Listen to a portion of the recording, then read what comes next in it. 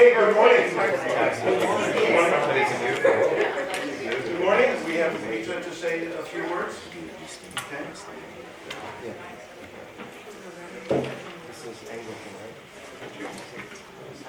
Welcome everyone to the second day of the DPU Sustainable Societies, Interreligious and Interdisciplinary Responses.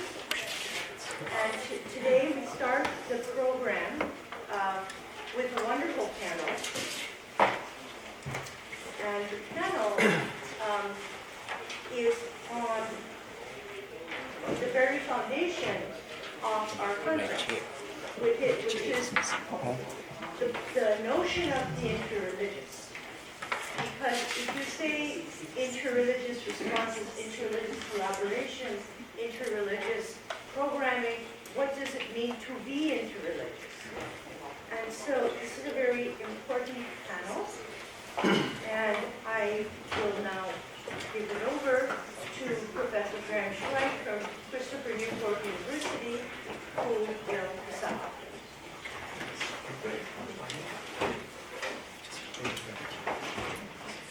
So, good morning. Today's panel is towards interreligious spiritual hospitality. So, I'm glad to be your host for this panel. And first we'll have Christopher Chappell speak, and I'll give each one 15 minutes strictly, so we have some time for comments and questions at the end. So, Chris, okay, good. Thank you. Toward interreligious spiritual hospitality.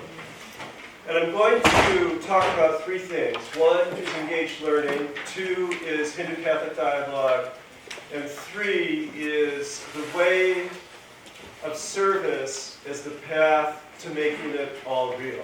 And I want to open by a tip of the hat to people that do not choose singular religious affiliation. As we know from the enrollments here and the unfortunate emptying of the churches on Sundays, that the world is a different place and we need to come up with different strategies to meet the needs of those who suffer. And this phrase, my favorite from the Yoga Sutra, the suffering yet to come is to be avoided. This historically has been the provenance of people of religious faith, and what we are attempting in these three ways that I will summarize is to help move us toward this paramount goal of the yoga tradition. And I highlight the yoga tradition, it's my own tradition, and I highlight it because it is multi-faith historically and ongoing. Now, engaged learning. Students, I work with 18 to 22-year-olds, and they come largely unchurched, largely questioning, which is developmental, and they are rather uniquely equipped to this thing called connection that's actually a disconnection. And as I review colleagues' classes, I sit in the back and I see, are they paying attention? No, they're shopping. So I have to coach the professors that, no, and thank you all, I don't see any phones, I don't see any computer screens. Okay, so what do we do? And what I've designed in my engaged learning course, all of my courses are engaged learning, world religions and ecology. Every student has to do 15 hours of service. And with one group, we went up into the Santa Monica Mountains on 3 different occasions. We arrived at 6 a.m. and did a yoga class. We did meditation. We had breakfast together. We went out. We did ecological restoration work. We came back. We did Vipassana together. And the journaling was absolutely sublime. And had the connectivity been slightly different, I would have flipped through a very quick PowerPoint that one of the students had sent. But I'll just summarize it. And a couple of Hawaiians were there, and they said, you know, usually I'm just putting food in my body and running off to the next thing. And it was so different and so important to simply sit around the table and make peanut butter jelly sandwiches together. And this may not seem like a high level of engagement, but for them tuning in is, in many cases, utterly revelatory. Second, I want to go back to this. And for more than 20 years, we've had a very robust Hindu-Catholic dialogue, a Buddhist Catholic dialogue, an evangelical Catholic dialogue, a group of Muslim women that meet with Catholic women. We've had a very robust experience with one another in these dialogues. And as studies have shown, if people at least know someone who's different from themselves, the world can be a different place.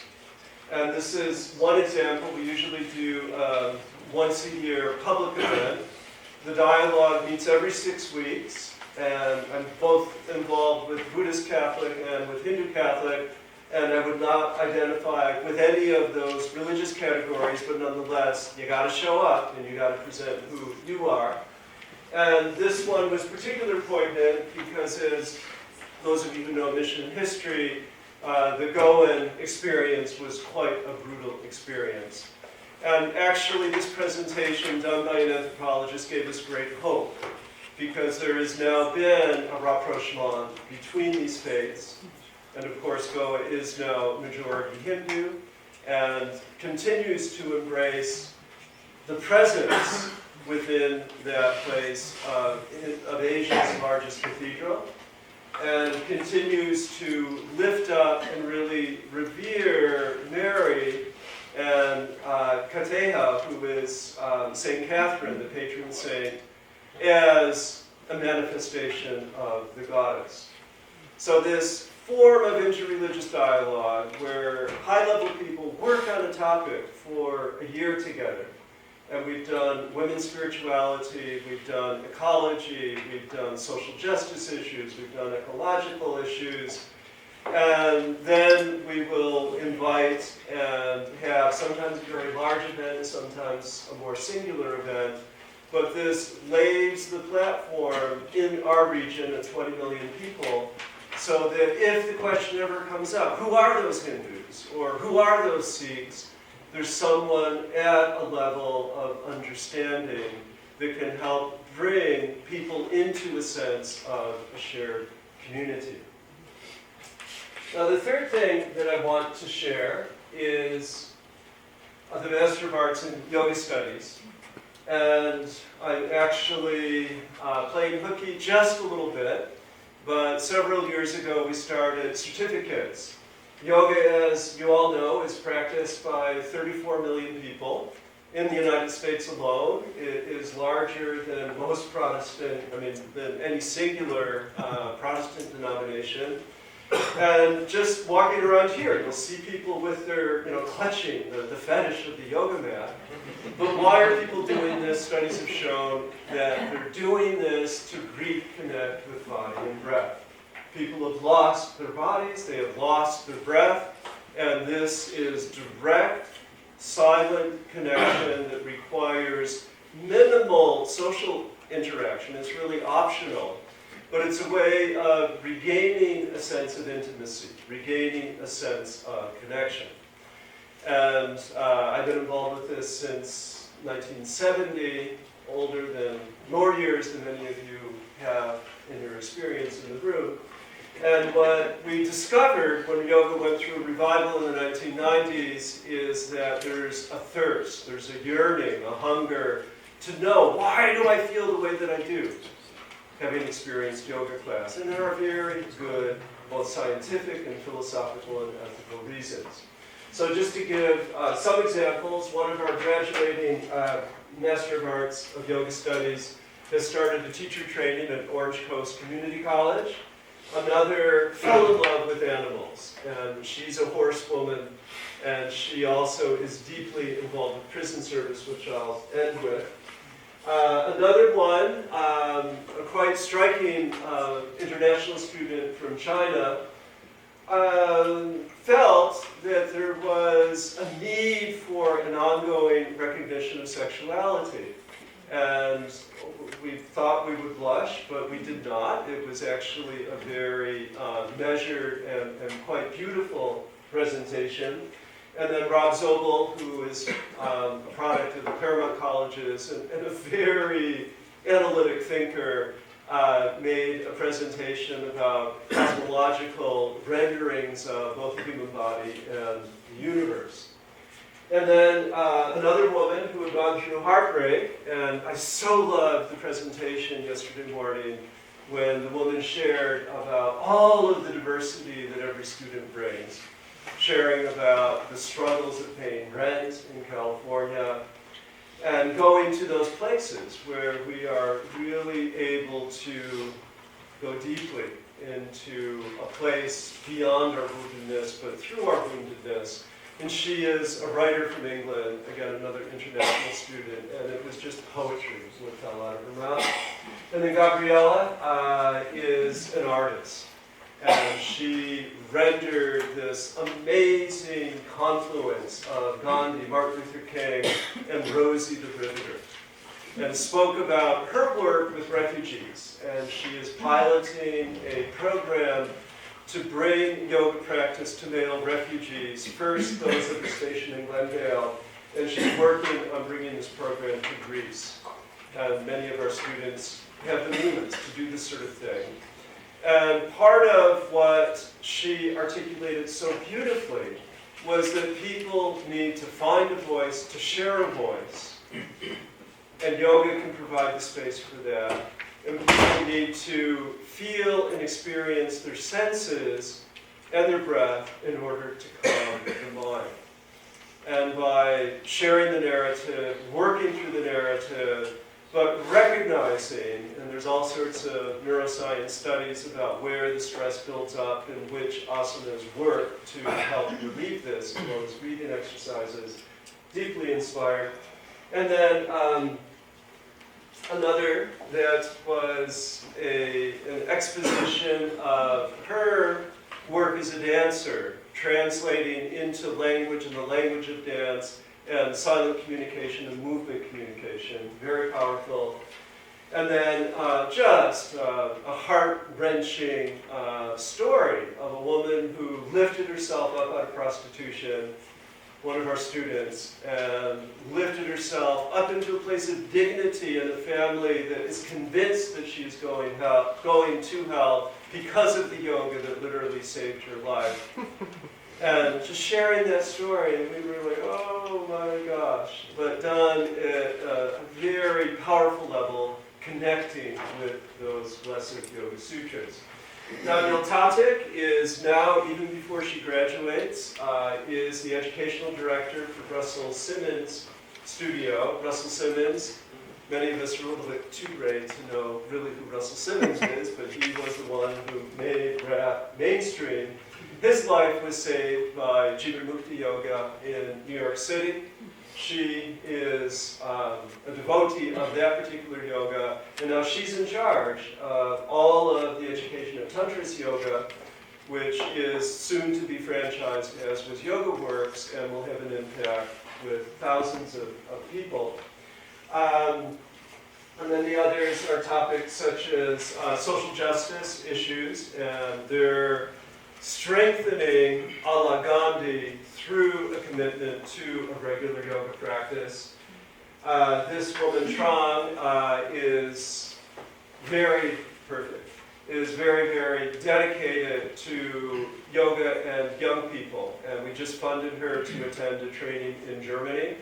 And she most likely, after she leaves the program, will go for a 3-month retreat in Plum Village with the community of Venerable Thich Nhat Hanh. And then Mayuri Bhandari, from one of the most prominent irrigation families of India, Jain family, is very interested herself as a performer in rasa as transformative power. We heard so much yesterday from Rita and others, from Devashish, about aesthetics. And she walks in the room and you go, wow, better pay attention. And her performance skills, you may have seen her, she's also a working actress. Did you see the Holy advertisement for Toyota? Okay, she's in there. And really brought the house down. We also are in India together. But the one that has truly captured people's hearts and minds and requires tremendous dedication is taking yoga into places of incarceration. And our people are well hooked in with James Fox, who's from the Bay Area, who will be leading his next major Southern California workshop on our campus. He also uses the facilities at CIS. And we, early in the program, had done a 6-week residency at Covenant House in New York City, which is the nation's largest provider of transitional housing for 18 to 25-year-olds. And a little bit of breath goes a very long way. Thank you.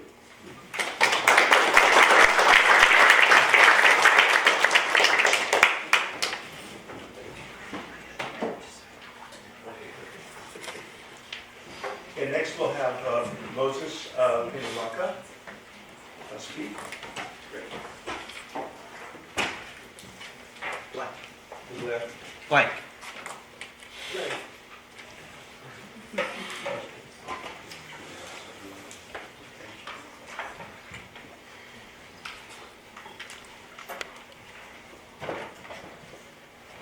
Namaskar. You know the greeting Namaskar, right? Namaskar. At the outset, I'd like to congratulate and thank Graduate Theological Union and Meera and Ajay Shingo Center for Dharma Studies for bringing us together. And especially a friend and a great scholar, Dr. Rita Sharma, for putting us this great event together. I must say, I've been a student at Graduate Theological Union, started in 2000, and then been on faculty at one of the schools here. But this is the first time I have seen so many scholars, teachers, and practitioners of faith traditions gather to reflect on a topic like this. So I'm really very enthusiastic about this great opportunity to bring together excellent scholarship, excellent interreligious, interdisciplinary, theological scholarship out of conversations like this. So I'm so grateful to be part of this presentation today.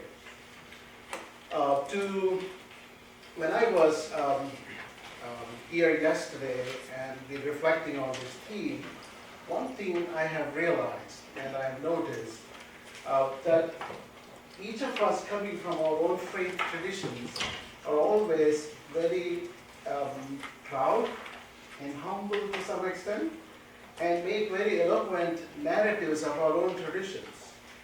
And opportunities like this are giving us the challenge to develop critical perspectives that are open for our own faith traditions and our self-critique, so we can come up with integrated, interreligious, interdisciplinary perspectives that will help us build sustainable communities. So to address the theme, I would like to share with you 3 locations and 3 communities. First is Mumbai, Chhatrapati Shivaji International Airport, and the stranded passengers there. That's number 1. Number 2 is Ketchikan, Alaska. It's one of the first cities in Alaska, and the interreligious community there. And number 3, Lund, Sweden, where Lutherans and Catholics gathered together to commemorate 500 years of Reformation. So these are the 3 things. First, Mumbai, Chhatrapati International Airport and stranded passengers. I was in India for 3 weeks, tending to my father, ailing father, and I spent some time with him. I left India. On Monday, I left my village, Rajahmundry.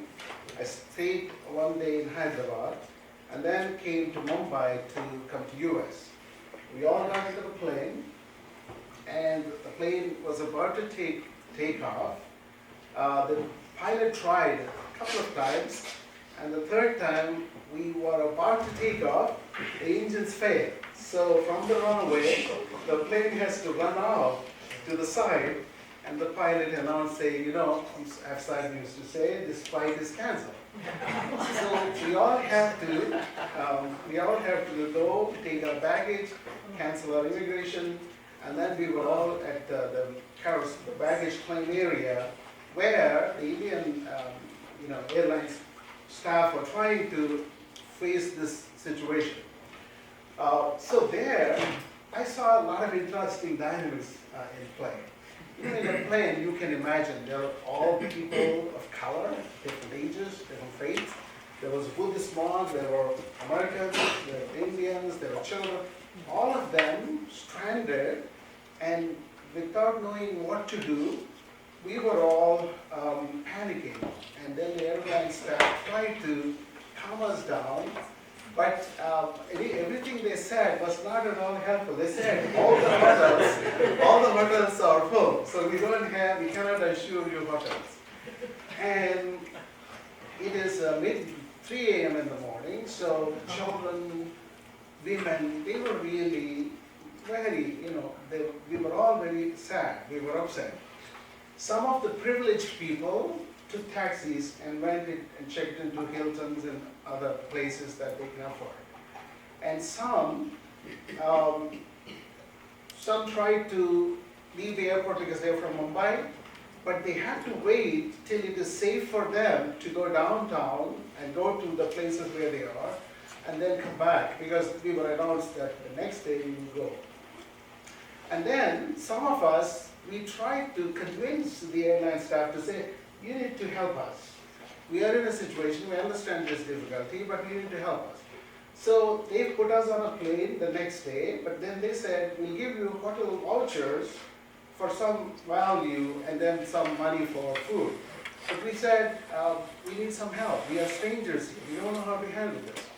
So somehow they got some hotels for us and convinced us to share the rooms, and then took us, some of us. So in all this, what happened was, there were some privileged people who could immediately get some relief.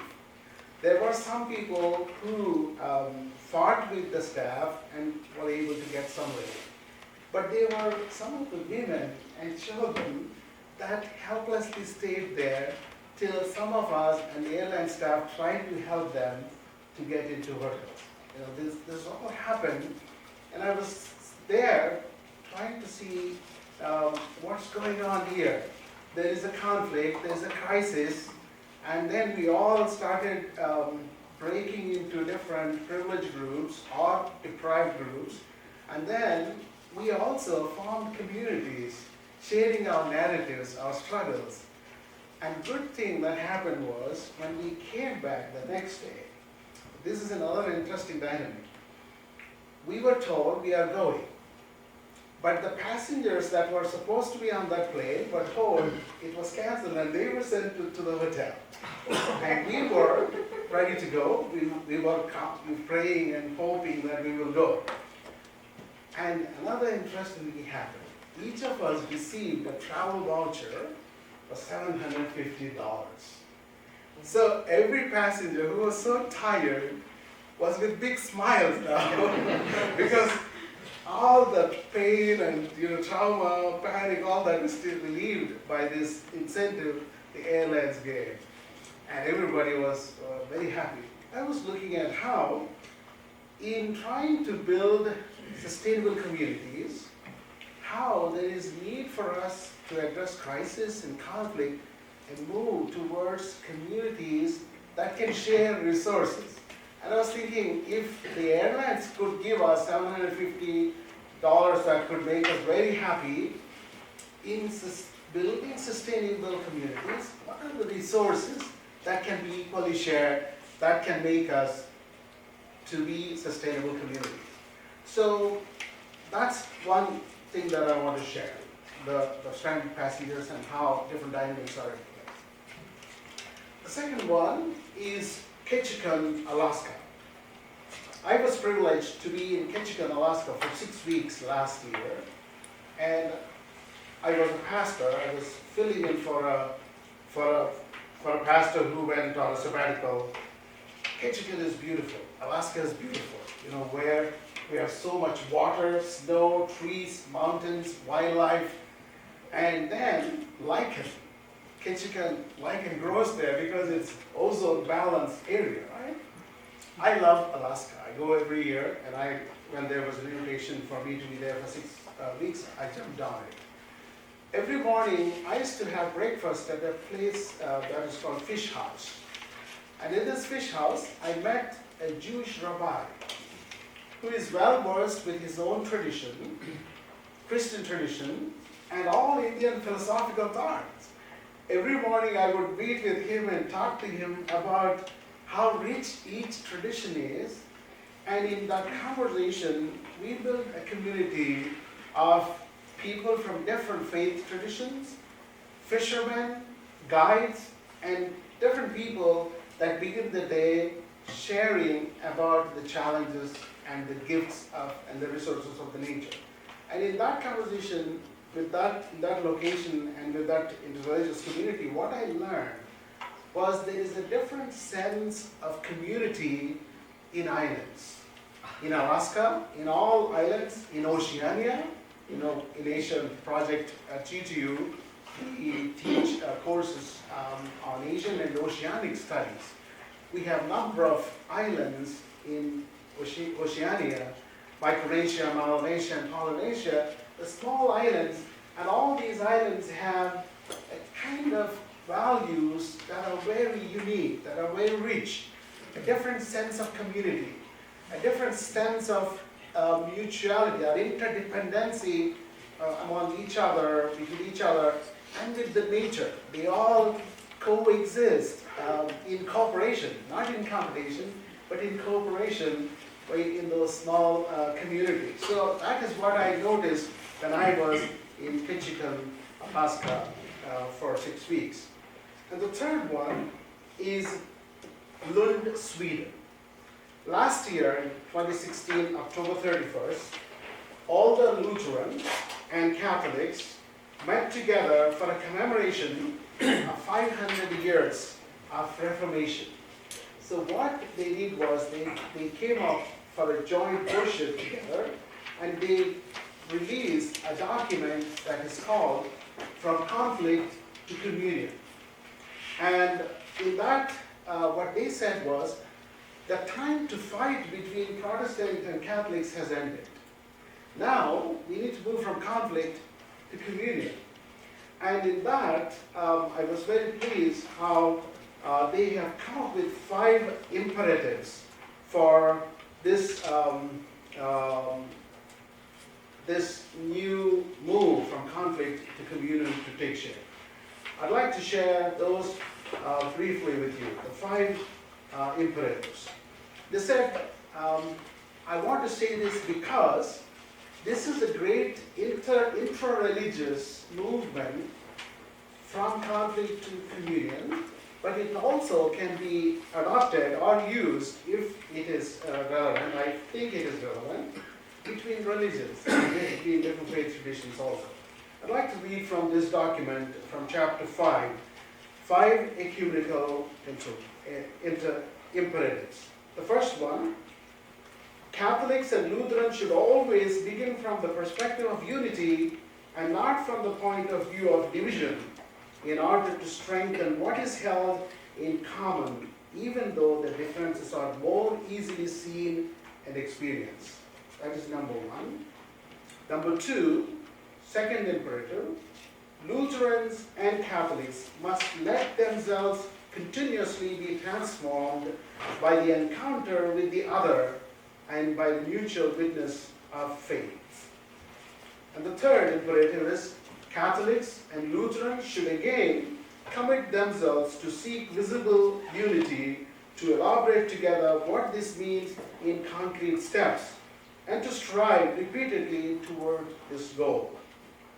And number 4, the fourth imperative, Lutherans and Catholics should jointly rediscover the power of the gospel of Jesus Christ for our times. And the fifth imperative is Catholics and Lutherans should witness together to the mercy of God in proclamation and service to the world. When I've looked at these imperatives, I realized, of course, there is a reference to the gospel of Jesus Christ, but if you put Christians and Hindus, or Muslims and another tradition, any two traditions together and suggest similar imperatives, there is still a path towards communion, from conflict to communion. So with these three locations and these communities, what I'm proposing is, in building sustainable communities, we need to develop critical theological perspectives that are interdisciplinary, that are interreligious, that are interreligious in the university, in the academic circles, so we can give impetus to build those communities. Thank you.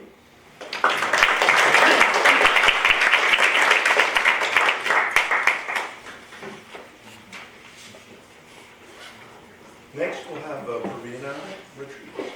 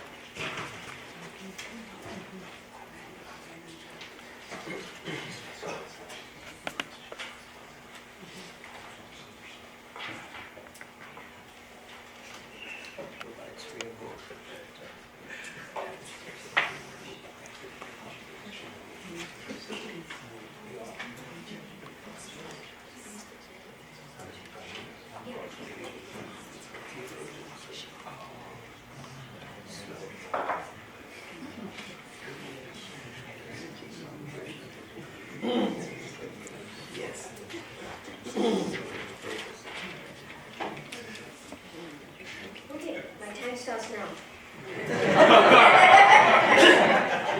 Good morning. Good morning. Welcome to Berkeley. And it's such an honor as a baby theologian to share with you Goliath theologians, giants. And I really want to thank Dr. Sharma for giving me this opportunity to be here and to share this presentation/paper. So the topic of my paper/presentation is complete communion as means to a symbiotic religious identity. It's a little bit of theory.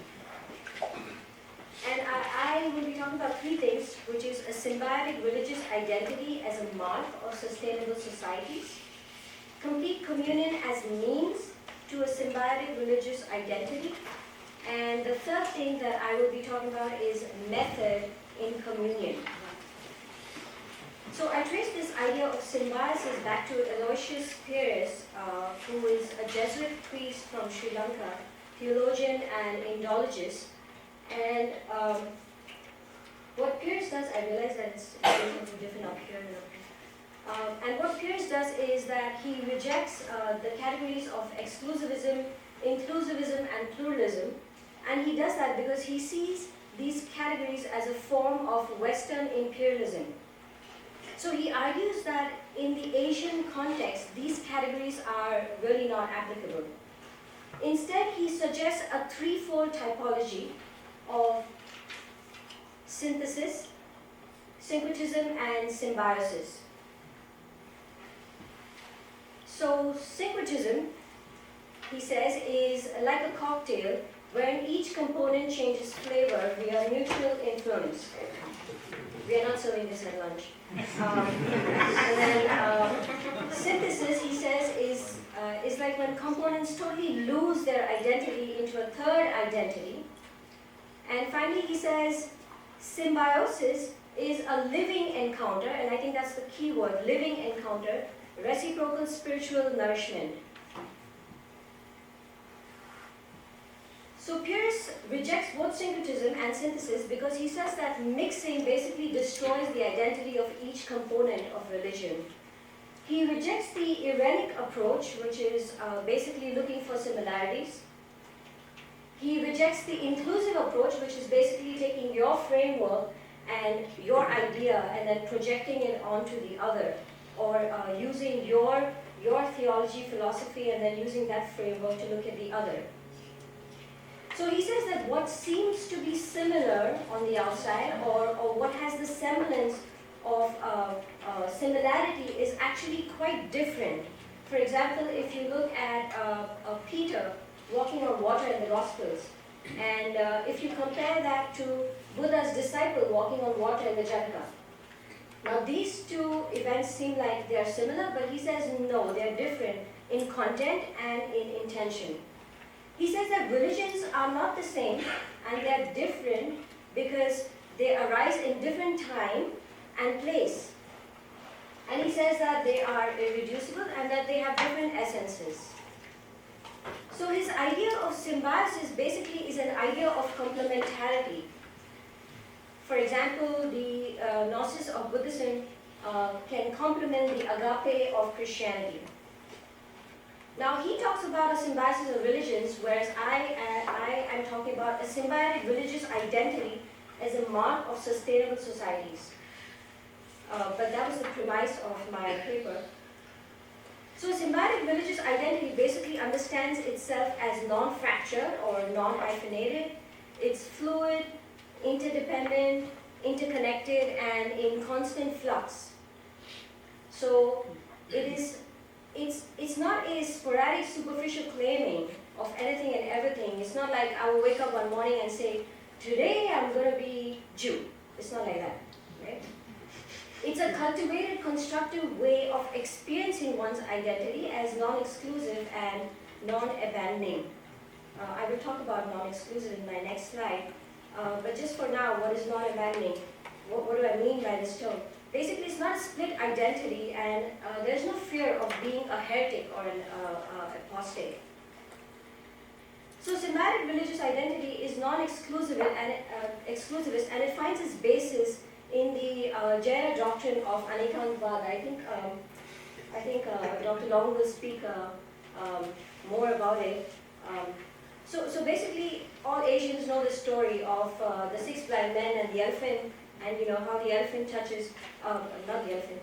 But, in a way, it's also God who's touching us, but all of this doctrine is about the many-sidedness of reality. So these blind men, they touch various parts of the elephant, and then there's one blind man who touches the trunk of the elephant, and then he's like, oh, it's a tree. And then this other blind man touches the elephant's tail, and he's like, oh, it's a rope, so on and so forth. So it's not relativism, right? This idea is not relativism, but it's beyond that.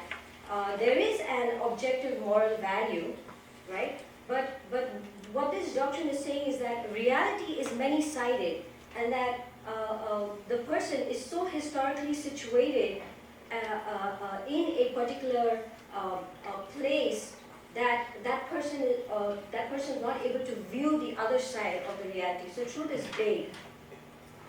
So this identity is also non-homogeneous, and that reminds me of the 35,000 Hindu-Muslim community which was in Gujarat during the British rule, who shared this multiple religious identities.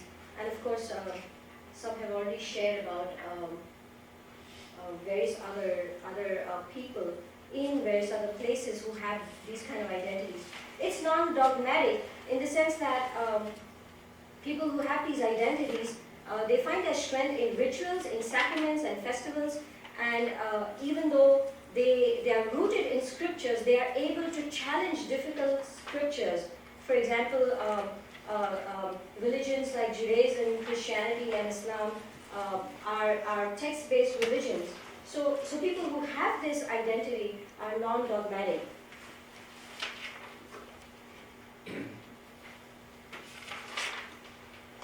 So I'm talking now I'm going to be talking about the means to acquiring this identity, and what I'm suggesting is complete communion as a means to acquiring the symbiotic religious identity.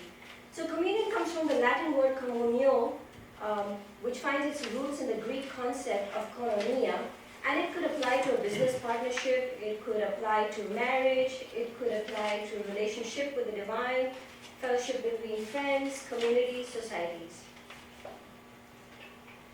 And I argue that there are 5 stages of communion. One is non-communion, and then passive communion, moderate communion, active communion, and complete communion. So the method in communion would be basically the method of yoga. So yoga comes from the root word yuj, which means to yoke with the supreme, the divine, energy, whatever you'd like to call it, both without and within. And yoga blends action, intellect, devotion, and transcognition. Hindu theology has 4 yogas, we all know that. One is Jnana Yoga, which is the process of establishing a unitive relationship with the divine through one's intellect, through theological activities, through searching the scriptures. Bhakti Yoga is basically the process of establishing a unitive relationship with the divine through devotional love, through the affection. And then we have Karma Yoga, which is basically engaging in acts of charity or service, social service, liberational movements, and using that as a means to be uniting oneself with the divine. And then finally we have Raj Yoga, which is a transcognitive way. So we use our intellect, but then we also go beyond our intellect in order to unite oneself. So one would use the hermeneutics of intersubjectivity, which was actually proposed by Dr. Sharma. So the other is not an object of study, but also a subject. So this is something that we need to keep in mind. And I argue that direct praxis is the best way because my idea is to integrate the whole being through using these four yogas. And then I would like to briefly talk about the stages that I mentioned earlier, which is of non-communion. So in this stage, the interlocutor is biased or prejudiced, and there is a us versus them mentality. There is no contact with people of other religious traditions. Strong comparisons and assumptions are made about the other. There's always this projection of oneself over the other. The interlocutor is also ignorant of scriptures, of rituals, semiotics, philosophies, and theologies of the other. However, it is a pre-contemplation state, which may be which can be equivalent to the trans-theoretical model state of not ready. So the person or the interlocutor who's in this stage is basically unaware that his or her behavior is problematic. Then we have passive communion, which is basically getting ready. So it is again a state of contemplation. And the interlocutor realizes that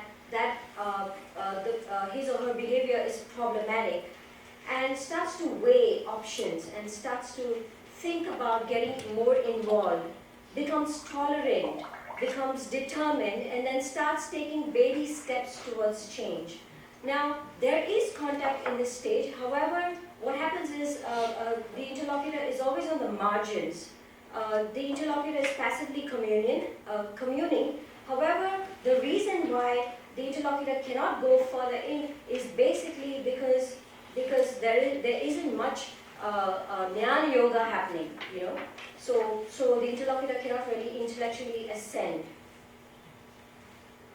And then we have moderate communion, which is an intermediary state between the other two, where there's a good combination of both involvement and detachment. There's a subjective-objective perspective. The interlocutor grows. In every state, the interlocutor grows. There is a willingness to participate.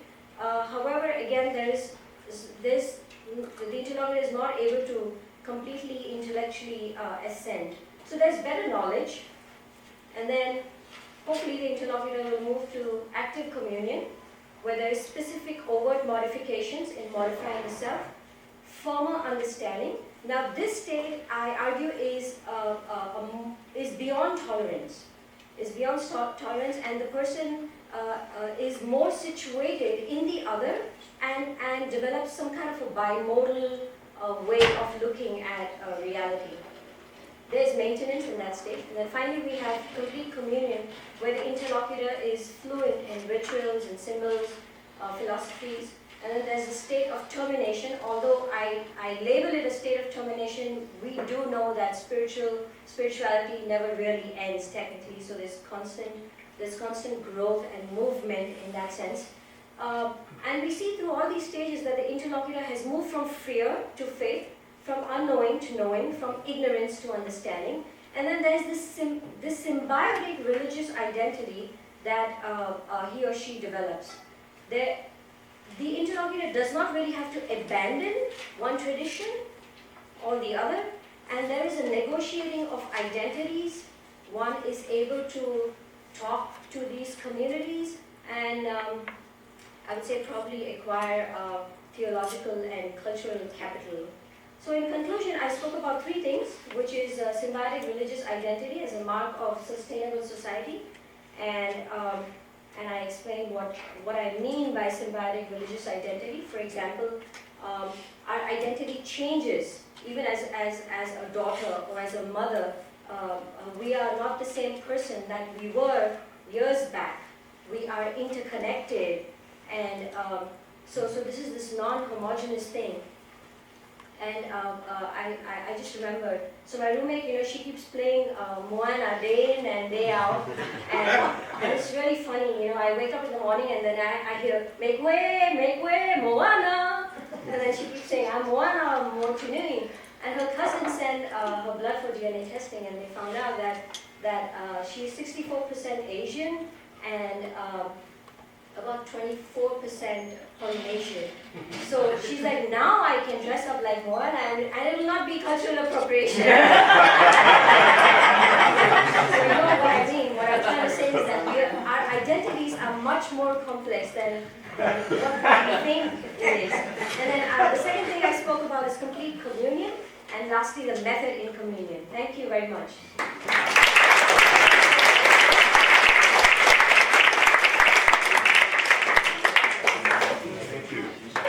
Next we'll have Jeffrey Long. Thank you very much. 3-minute warning, okay, thank you.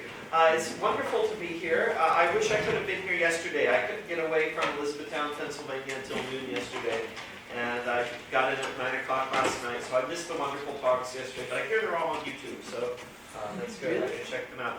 It's excellent to be here around so many friends. There are a lot of people here on the panel and in the audience that I've gotten to know over the years. I'm just grateful that we're all able to gather. And of course, everyone else, as the saying goes, are friends I haven't met yet. So it's wonderful to see you all today. As people committed to diverse worldviews, how do we learn to navigate the fact that our neighbors have beliefs and values different from ours, whatever our beliefs may be? Is agreement necessary for there to be peace? Or is there a way for us to value difference without compromising on our own most deeply held beliefs? Are there certain beliefs that are incompatible with peaceful coexistence? Of course, I'm going to answer all these questions today. Not quite, but at least gesture in the direction of doing so. As some of you know, I've spent much of my career exploring these questions through the lens of both Hindu and Jain traditions. In this presentation, given the limits of time, I'm actually not going to recapitulate or attempt to summarize the insights I've gained from those explorations, and many of you have heard a lot of that already over the years. I will instead offer some preliminary remarks on the problem of interreligious conflict and gesture toward what I take to be the essential root of this problem. If I may, I'd like to begin my remarks autobiographically. Many years ago, when my spiritual journey was beginning in earnest, I was particularly drawn to the traditions of India. In contrast with the view I found among many in my small Bible Belt community in Missouri, that only one religion would lead its followers to eternal life, the others being condemned to eternal damnation, I took great comfort in the words of Gandhi. Religions are different roads converging upon the same point. What does it matter that we take different roads so long as we reach the same goal? In reality, there are as many religions as there are individuals. I believe in the fundamental truth of all great religions of the world. I believe that they are all God-given, and I believe that they were necessary for the people to whom these religions were revealed. And I believe that if only we could, all of us, read the scriptures of different faiths from the standpoint of the followers of those faiths, we should find that they were at bottom all one and were all helpful to one another.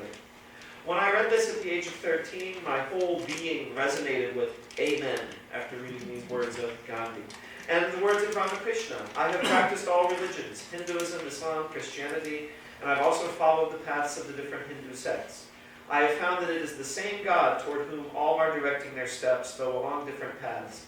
He who is called Krishna is also called Shiva, and bears the name of the primal energy, Jesus and Allah as well, the same Rama with 1,000 names. God can be realized through all paths. All religions are true. The important thing is to reach the roof. You can reach it by stone stairs, or by wooden stairs, or by bamboo steps, or by a rope. You can also climb up a bamboo pole. Each religion is only a path leading to God, as rivers come from different directions and ultimately become one in the one ocean. All religions and all paths call upon their followers to pray to one and the same God. Therefore, one should not show disrespect to any religion or religious opinion. When I took up the study of Indian traditions as my professional path, I found that this idea of religious pluralism was not well regarded in the academy, was not seen as properly critical. Religiously conservative scholars objected to the idea of many true and valid paths, and more secular scholars felt this approach lent itself to a simplistic and superficial understanding of religious traditions and all their rich difference and variety. While I found many of these objections to be legitimate, I nevertheless remain convinced that religious pluralism expressed an important truth, that there is wisdom to be found everywhere, and that the best approach to difference in worldviews is to seek to learn what one can from each perspective, and integrate the insights of many views into one's own, thus advancing towards truth. I therefore dedicated my career to reformulating this proposition. In the meantime, as both my life and career have unfolded, I've witnessed the world descend ever more deeply, it seems, into the darkness of violence and interreligious conflict. It is my view that religious pluralism is not only an important position because it's intrinsically true, but also because humanity desperately needs to find a way to appreciate difference, even on such topics as dear and central to our self-understanding and sense of well-being as religion. The single greatest threat to humanity and all of life on Earth today is, I think, climate change. Religiously based conflict, however, is a close second, and is in fact intertwined with the ecological crisis. If we feel empathy and compassion for our neighbors, it is more likely that we will work together in the face of ecological catastrophe and manage to survive and perhaps even flourish. But if we've already been divided by religious and other ideological disagreements to a point where we do not see one another as fully human, then the struggle has already been lost. Why, we often ask ourselves, is there so much conflict, so much violence in our world, especially in the name of religion? Each of the major world religions includes some variation of the famous golden rule, the principle that we should all treat others as we wish to be treated. Yet it is the rare religious tradition that has never, at any time in history, been used as a justification for violence against those who are regarded as the other, the heretic, the heathen, the infidel. Some would argue that all this irrational violence, violence which goes against the central ethical insights of the traditions in the name of which it is committed, is a reason to reject religion altogether. That adherence to beliefs which are incapable of scientific verification does not belong in a society that wishes to regard itself as advanced or enlightened. The irrationality of religiously motivated violence, its self-contradictory and self-negated character, can be traced, according to this line of thought, to the irrationality of religion itself. If this root cause of violence could be eradicated, so the argument goes, violence itself would subside, and we could all share a more peaceful and habitable world. In the words of one of my favorite artists, John Lennon, imagine no religion. Right? Take care of that, everything will be better. Indeed, religion has become a dirty word in many quarters, even among those who find much wisdom in the world's religions, and who prefer to call themselves spiritual, but not religious. Oh, I'm spiritual. None of that religion stuff, right? Religion is simply equated with bigotry and fanaticism. Are matters really this simple, though? One of the lessons of the 20th century should certainly be that ideologies rooted in the rejection of religion are no less capable of inhumanity and of violence on a massive scale than are religious ideologies. Indeed, when coupled with the capabilities of modern technology, the violence undertaken in the name of non-religious ideologies like communism and Nazism has in fact taken far more life than pre-modern history's witch hunts, crusades, and inquisitions. Think of the Holocaust, or the killing fields of Cambodia, which lost 1/4 of its population in a frenzied mass murder carried out in the name of an anti-religious political ideology. The evidence, therefore, would suggest that it is not religion specifically that is at the root of violence. Any ideological difference, any difference of worldview can be marshaled in defense of the notion that we ought to kill one another.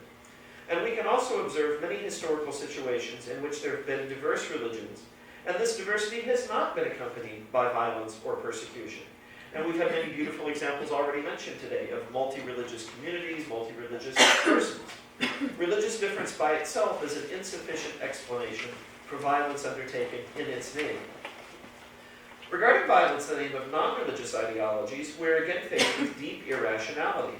For like the religions of the world, some of the non-religious secular ideologies that have served as rallying cries for slaughter are, like the world's religions, rooted in humane, ethical visions. Marxism is not rooted in a desire to foment violence, but the desire to ensure that resources are distributed in an equitable fashion. Certainly a noble end with which many religious persons agree. The Dalai Lama agreed with Mao on this before he realized what Mao had in mind for Tibet. If it is not the religious or non-religious character of a worldview that makes it a possible justification for violence, there must be something additional, something that's projected onto a worldview which distorts it, turning it into something it was not originally intended to be.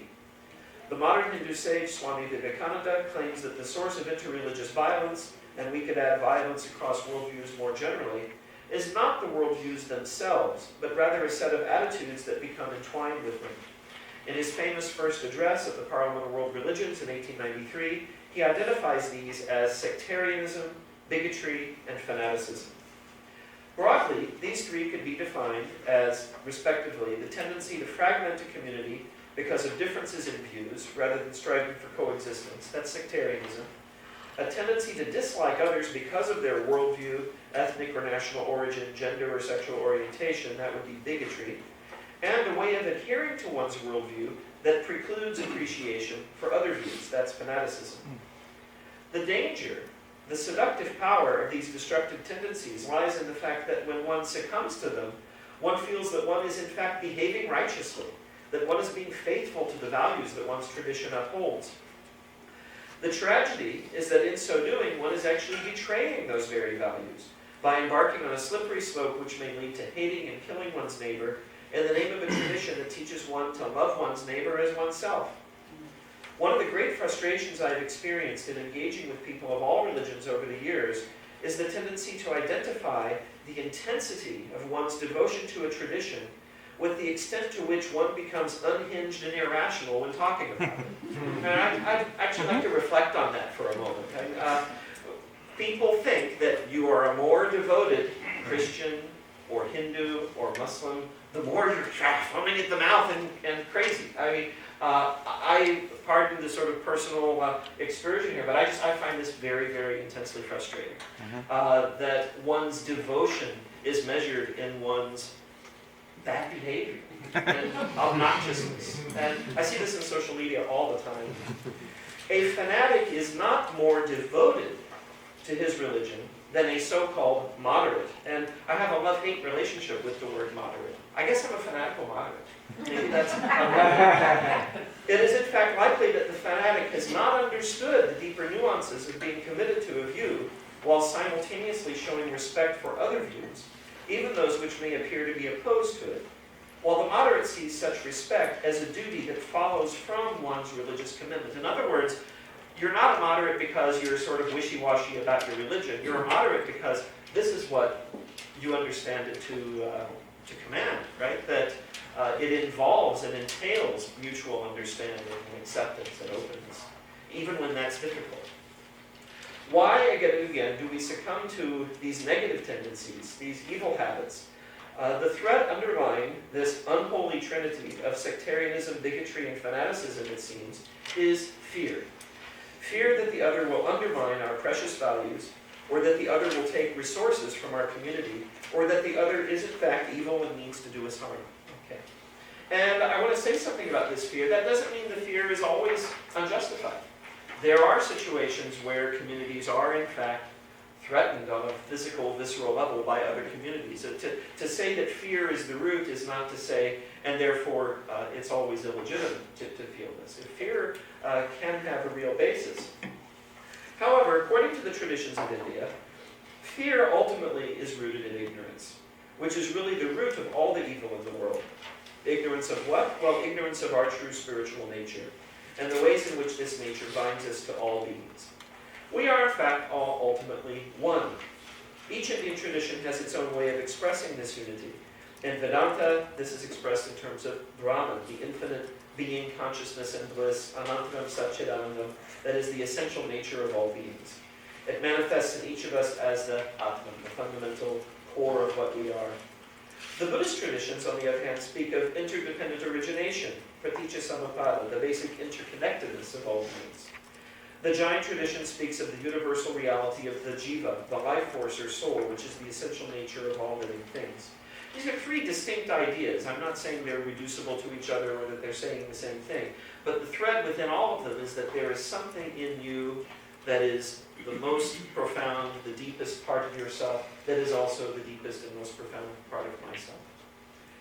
If the problem of religious violence is ever to be overcome, it will require an affirmation of those dimensions of the world's religions that express our essential unity and solidarity, to militate against this idea that the other needs to be an object of fear. And I just want to say in my maybe 1.2 minutes that remain or so, that while I've seen religious violence and hateful speech between people in different communities increase in my lifetime, I'm also encouraged by the fact that there are so many voices, including within the academic realm, that are now talking about this in a very serious way. And the very fact that there's a conference like this is something that I could not have envisioned 20 years ago, when just about every academic I knew would sort of look down on this type of discourse that we're engaged in today. And I'm just, last little plug I'll make too, I'm very proud to be part of an institution, Elizabethtown College, that we're now in our second year of the first ever major in interfaith studies for undergraduates that's been instituted in the U.S. And so education is going to have to be part of this process of undermining the fear of the other. Thank you very much.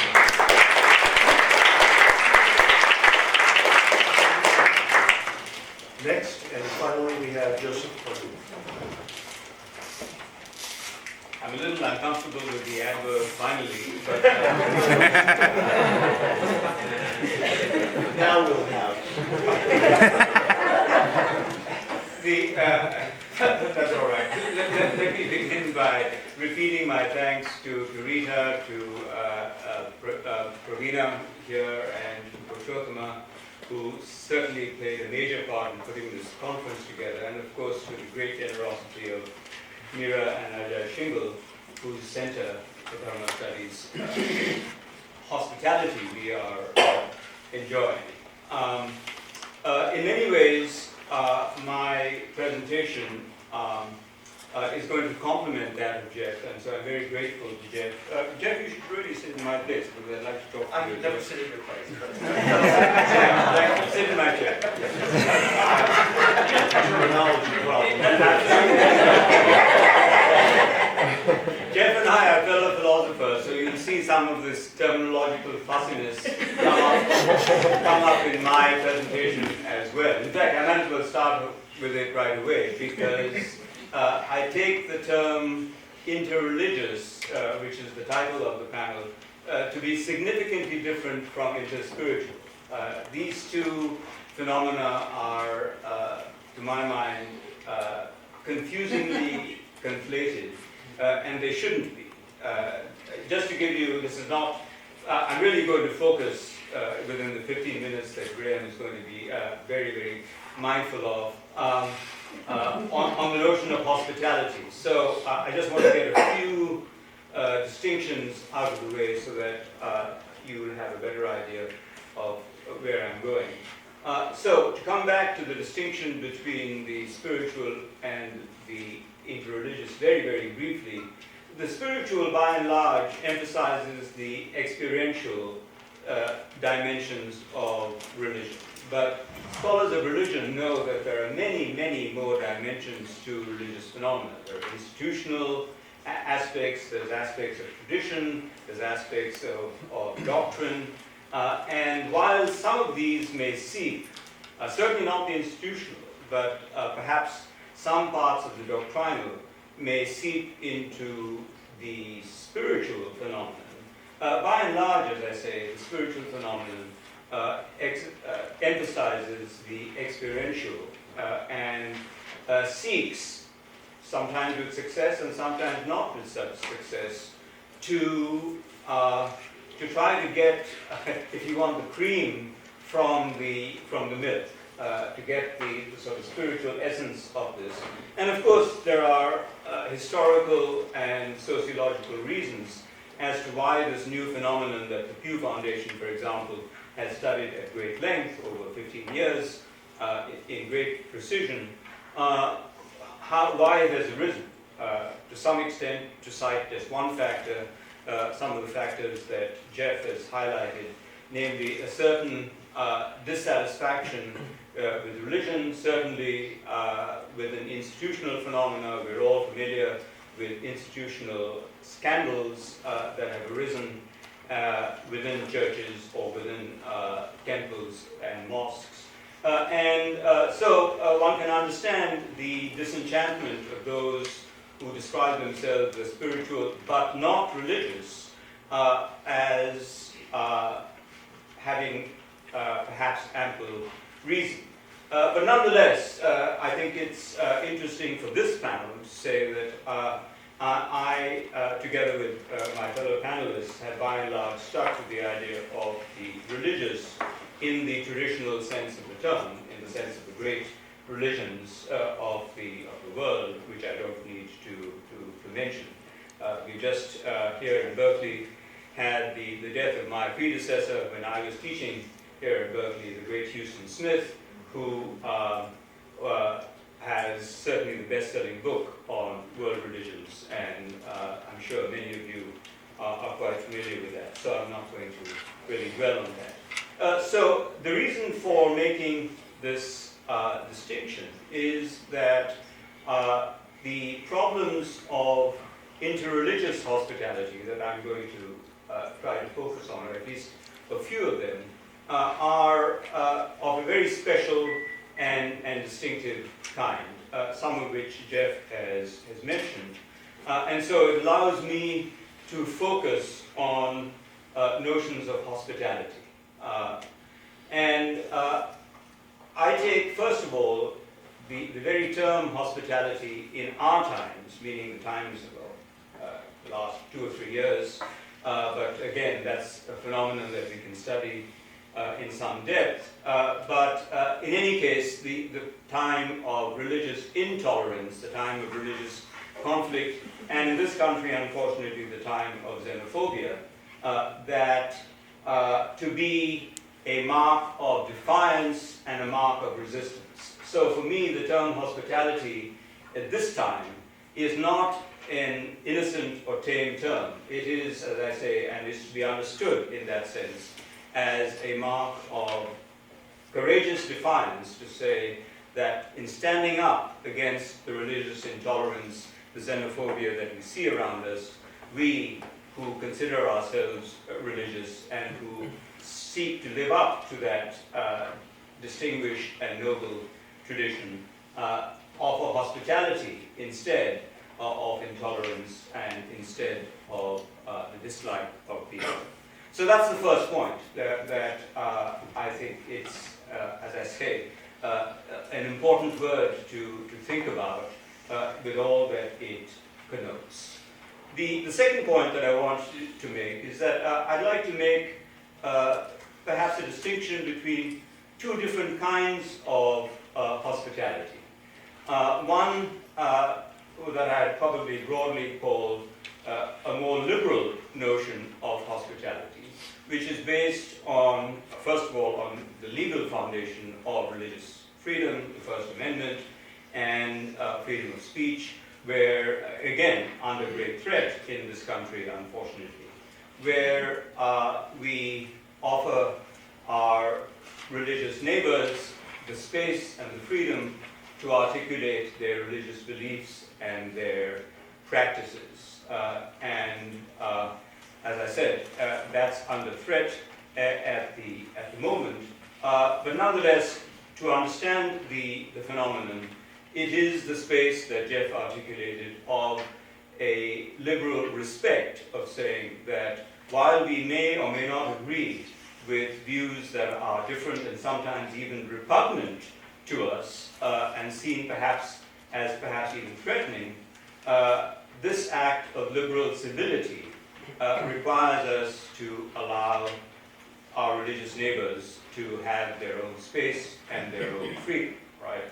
Again, we can think of many examples. One example from almost now from antiquity, and this shows how old I am. I mean, when the Moonies, for example, were claiming their right under the law to be regarded as a religion, many of the beliefs of the Reverend Moon were found to be sort of problematic in certain more mainstream circles. But nonetheless, the idea of giving them their religious freedom was, as an act of citizenship, an extremely important act and an extremely important decision to make. So I want to distinguish that idea of a kind of liberal hospitality from perhaps a slightly different, though related, these two certainly can overlap, from what I would like to call a spiritual hospitality, which, again, Jeff has alluded to, but that arises in interreligious encounter. And I think you'll see in a minute why I distinguish it, because this second kind of hospitality really requires a great deal of courage. In other words, again, like hospitality, religious dialogue is not a tame or innocent notion. It is the willingness to allow oneself to be transformed in and through the religious encounter. All right, and again, that transformation is not a comfortable fact for many people. Jeff has pointed to how in the dynamics of religious dialogue, one seeks both commonality and differences. The differences are differences, again, that in this second model of hospitality, we try to understand, and I'll give you a concrete example in a minute. Whereas the liberal idea would say, well, to each their own, in the second, the spiritual model of hospitality, we're trying to take the difference seriously and say, why and out of what life context does the person believe this, and how can I see what its truth dimension might be for myself, all right? In that sense, the interreligious dialogue leads to an intra-religious dialogue, the dialogue with oneself, which is what points then to the potential transformation. In the liberal model, there is, as I say, an aspect of civility, but not a transformation. That happens only in the spiritual model that I am highlighting here, because of this intra-dialogic feature that the spiritual model entails. So the idea, again, to elaborate on this idea of spiritual hospitality, the first is, as I say, the seeking both of commonalities and unities and the honoring of differences. The Parliament of the world's religions with which I am associated, and many in this room are, certainly in one of its statements says that the goal is not the unity in the sense of the uniformity of religious practice, it's about the harmony, suggesting a much more musical notion. Think of a symphony where one tries to, I was a theorist of that. But anyway, the idea very quickly is that in this idea of seeking harmony rather than unity understood as uniformity, again, one has to be precise, there is the idea of allowing differences to flourish.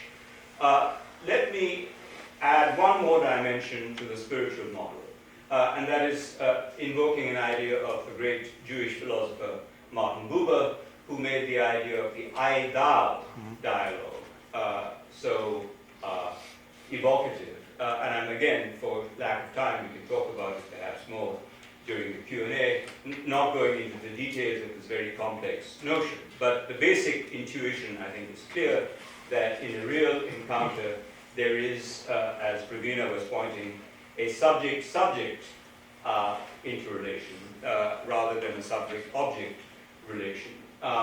That's spelled out at great length by Buber. But what I want to suggest in the spiritual model is that the complexity of the spiritual model of hospitality is that the I-thou relationship gets reversed. That there is both, you begin as the I addressing the thou, but then you reverse roles and say you are the thou to someone else's I, all right? And to some extent it sort of overlaps with some of the models of pluralism that both Jeff and Ravina have talked about.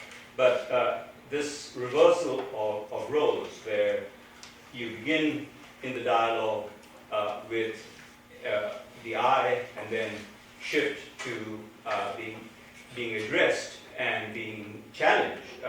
Immanuel Levinas, the Jewish philosopher, has made this clear with the idea of the face, the voice of the other that addresses one. And of course, he's coming out of the great Jewish tradition where the idea of law and the idea of Torah is one that speaks to you and challenges you. So just these two aspects, and now finally the example that I was going to cite, which again comes out of practical experience, namely the example in interreligious context of scheduling. All right, this looks like a fairly simple problem, but in practice it's far from simple. And again, I can reduce the complexities to a few points. Clearly, I who've organized many such interreligious events know that if you do it on a Friday, you offend Muslims. You do it on a Saturday, you offend Jews. You do it on a Sunday, you offend Christians. So there goes the weekend.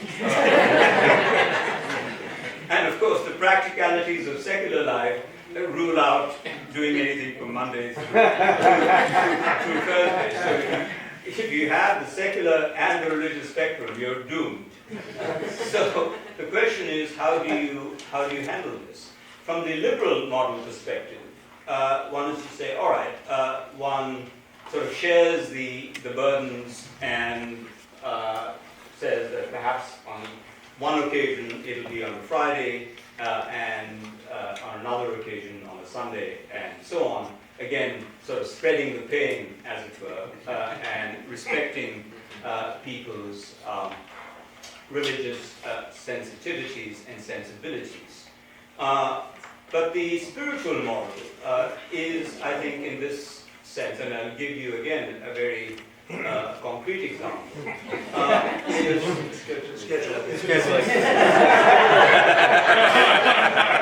Does this come from a well, I won't go into the religious roots of this.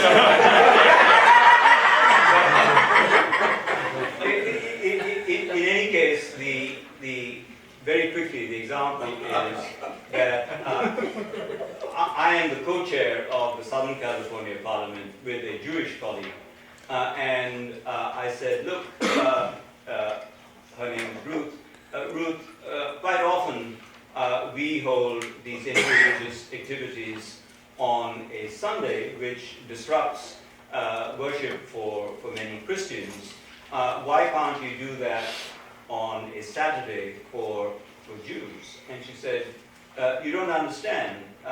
The Sabbath, which has unfortunately become somewhat more commercialized and if you want more lax in sort of Christian context, in the Jewish, or at least in the Orthodox Jewish context, is really a different dimension of time and space. It's biblically based, obviously, but it's the idea that one has to deliberately and intentionally devote this special time and space to the divine, and that has a different understanding for Jews than it does. So to try to appropriate that understanding, I think, is an act of sort of spiritual hospitality. So.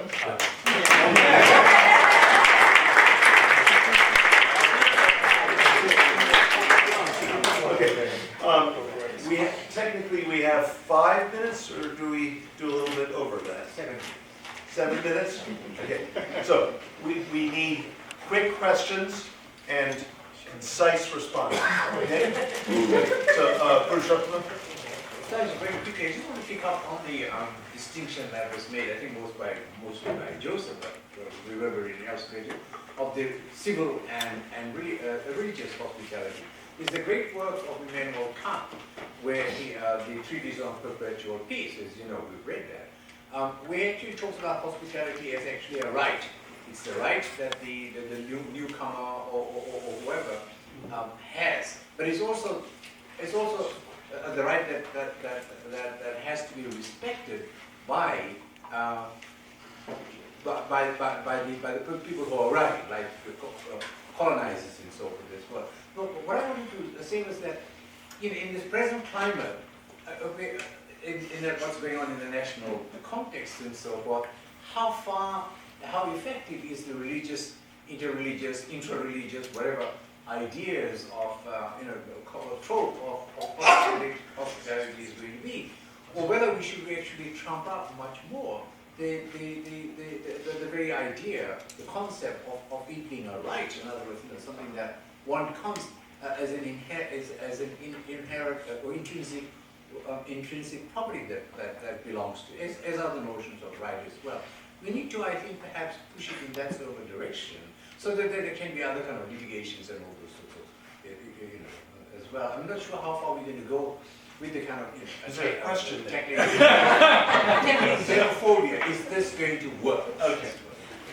Would anyone like to put Well, no, I mean, Purushottam is quite right, but as you well know, Purushottam, the notions of law and legal enforcement require, in judicial and legal contexts, a certain climate. So, I mean, it's open while the right may exist on paper, and is an important achievement, so don't get me wrong. I mean, I think Immanuel Kant's Perpetual Peace is one of the great essays of the modern era, without question. The problem really is one of concrete enforcement, where these matters of law are left to the, if you want, the contingencies of the particular court, of the culture that enforces them, etc. So that's why I was trying to distinguish in the terms that you are articulating. The liberal model certainly belongs to Kant and that whole space. The spiritual model that I was suggesting is perhaps a different notion, all right, that has more religious and spiritual resonance than legal and ethical. Good. Ravi? So this question is directed towards Chris and Jeff and Pravina. Each one of you kind of consciously drew from some kind of a normative system to talk about the idea of religious or spiritual hospitality. And I was wondering if one of you, or two or three of you, could reflect on the relationship between normativity and spiritual hospitality, because that often can become a challenge, I have found, when you're trying to offer hospitality to another and yet providing some kind of normative system within which to do it. responses here? Yeah, that's where I think that the whole secularization of mindfulness that has been pioneered by Sharon Salzberg and Jack Kornfield has made a contribution, creating space that is very neutral. And Elizabeth Mekulas, similarly in her analysis of modern postural yoga, says that by defanging, in a certain sense, and by neutralizing the language and the experience, that there can be a form of hospitality that is less threatening. On the other hand, there's a certain loss in that. And what we're hoping is that we can move with that toward the edge of what Joseph lifted up, which is the intradialogical model as the basis for the spiritual. Any response? No, we have to move on. Oh, Okay, next. okay. Yeah, okay, sorry. As environmental degradation accelerates, what do you predict happens to interreligious conflict and cooperation? I can tell you what I think will happen, and I'll tell you what I hope will happen. I hate to say this, I'm actually not terribly optimistic about the outcome of that question, just given where we are at this current moment. I mean, the environmental crisis is not a future. I mean, the effects of climate change are already real, and we're already seeing the acceleration of conflict across communities. So, unfortunately, I don't think the prospect is very good. However, in order to survive as a species, we will have to correct that. So what I hope we do is realize this way of coexisting is not sustainable. Itself is not sustainable. So we have to move beyond. Could I just add? No, one more. What do we have time for? Yeah. Thank you all for your presentations. One of the things I was thinking about in Professor Long's presentation is how we think about our dialogue with others, not just through religion, but these are intersectional identities, right? So our ability to dialogue or resistance to dialogue or inability for whatever other external factors which impinge on our ability to dialogue are rooted in different kinds of histories. So, you know, if some people resist the dialogue because they've been excluded from history, and so they become more orthodox or normative because of the lack of having that space. So often people say that interreligious dialogue is another way in which to impose those who have already been excluded from history and their religious histories. So how do you think about this religious aspect at the same time we think about race, gender, ethnicity, language, the hegemony of English language, for example? And then to Pravina's excellent presentation, you know, the idea, I'm glad it was finally put out there, the term appropriation or cultural appropriation. How do we think about that throughout the rest of this conference in the context also of authenticity and authority in tradition? So I just want to put those two things out there. I'll be super quick. If I'd had, and yeah, we need to hear Pravina's voice, but if I'd had 15 more minutes, my next move would be to deconstruct my own railing against sort of fanatical language and say, well, we need to really cultivate empathy for, you know, why are people resisting dialogue and understanding that. So I personally think that in the situation that we are in, you know, Upper Lurai speaks about the various scapes, ethnoscape, technoscape, and so there's this huge information. Cultures are interconnected, but there's also disjunction, which means that religions now play an important role in forming and shaping. But I think that as a host, religions will now have to play a role in shaping and helping people understand, going beyond this idea or this non-normative kind of idea, and helping people realize that you know they can be hosts and that they can go beyond dialogue. So identities, I think, when it comes to appropriation, according to me, religions can't really. I mean, I feel that this idea of appropriation is. I personally think that we really cannot talk really about appropriation as long as there is no distortion and we are not going against the self-understanding of a tradition. I think that there will have to be certain fluidness in you know, getting along and going beyond one's boundary into someone else's boundary. So religions will need to play this dual role. Mm-hmm. You know? Good. Yeah. One last question. Also, I think the discussion of hospitality wouldn't be complete without reference to the Sikh practice of langar. Yes. And I just want to, kind of hold that up because some of us have experienced it in an interfaith setting. And when the Sikh communities offered langar as Parliament of the World's Religions, they didn't pretend not to be Sikhs. There was nothing neutral about it, but it had, it communicated in just a wonderful way. That made a profound impression on people for the first time it was done at Parliament of the World's Religions about what hospitality is. And people who experienced it said, well, these are the people who walk the talk. You didn't talk about your religion at all, you just did it. And with that, let us thank this wonderful